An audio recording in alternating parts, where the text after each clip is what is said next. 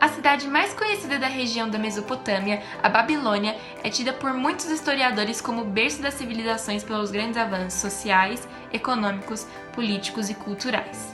Os primeiros povos mesopotâmicos chegaram há mais de 5.000 anos atrás das montanhas da Ásia Central, à procura de territórios férteis próximos aos rios para fixarem moradia.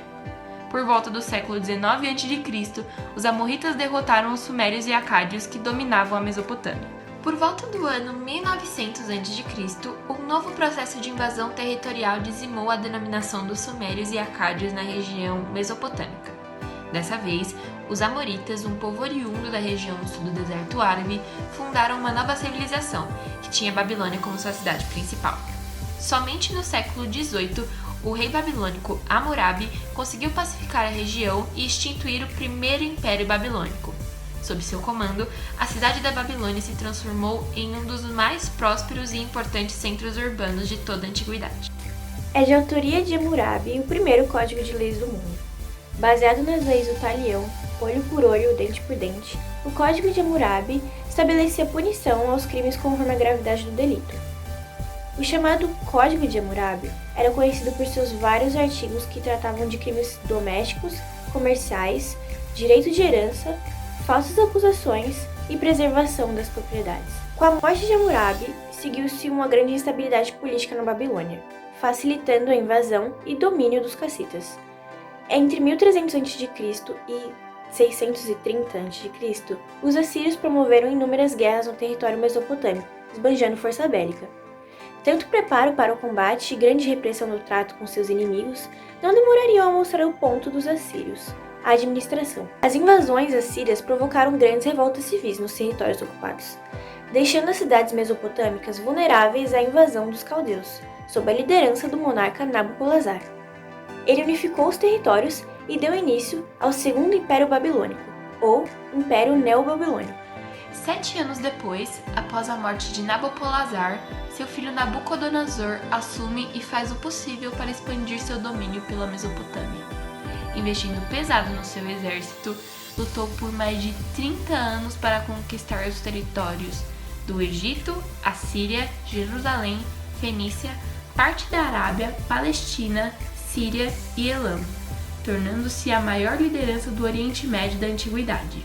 Durante o governo, a civilização babilônica vivenciou o auge do desenvolvimento arquitetônico, representado pela construção de muralhas que protegiam a cidade, os luxuosos palácios e os jardins suspensos da Babilônia, admirado como uma das 7 maravilhas do mundo antigo. Vamos começar falando sobre a localização geográfica. A localização geográfica da antiga Babilônia, que foi uma das cidades mais importantes da antiguidade, hoje em dia se situa ao leste do rio Eufrates, em ruínas, e a 90 quilômetros ao sul de Bagdá, no Iraque. Vamos falar agora também um pouco dos limites geográficos. Bom, a Babilônia, a antiga Babilônia, ela se localizava ao sul da Mesopotâmia. Se vermos o mapa da região asiática, podemos identificar que ela era no entorno de 5 países. Ela era composta dos 5 países atuais, que é o Kuwait, Turquia, Irã, Iraque e Síria. Mais especificadamente, podemos dizer que ela se localizava no entorno do rio Tigre e do rio Eufrates. A gente tem a Babilônia banhada pelo Mar Mediterrâneo e pelo Golfo Pérsico, porém, os rios que se destacam são o rio Tigre e o rio Eufrates, porque eles possibilitaram a riqueza do Império, com a chamada civilização da irrigação. Então a gente tem o rio Eufrates, que fica localizado na região ocidental da Ásia e nasce na Turquia, na região oriental, e desemboca no Golfo Pérsico. Já o rio Tigre, ele nasce na região sul da Turquia e desemboca junto com o rio Eufrates no Golfo Pérsico. Onde os rios se formaram foi o berço das civilizações, né? Então muitos impérios e povos se localizavam na margem desses rios, assim como os babilônicos, os suméricos, os assírios, os caldeus, entre vários outros povos. que ficavam ali nessa região das margens por causa da passagem de mercadoria, da riqueza que aquele lugar trazia. O clima lá na Babilônia é semiárido, desértico, com planícies, e na região leste é montanhosa, então na fronteira com o Irã.